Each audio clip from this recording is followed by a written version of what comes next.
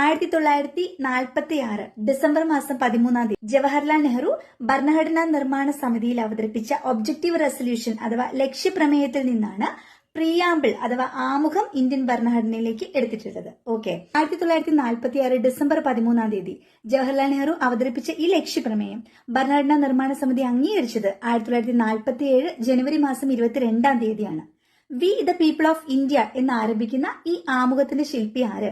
ജവഹർലാൽ നെഹ്റു ആണ് ആമുഖത്തിന്റെ ശില്പി. ഭരണഘടനയുടെ താക്കോൽ, ഭരണഘടനയുടെ ഐഡന്റിറ്റി കാർഡ് എന്നൊക്കെയാണ് ആമുഖം അറിയപ്പെടുന്നത്.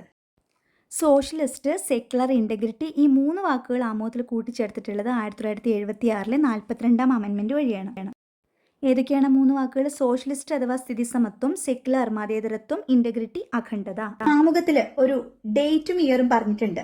1949 നവംബർ മാസത്തിലെ ആ ഡേറ്റ് ഏതാണെന്ന് നിങ്ങൾ കമന്റ് ചെയ്യൂ.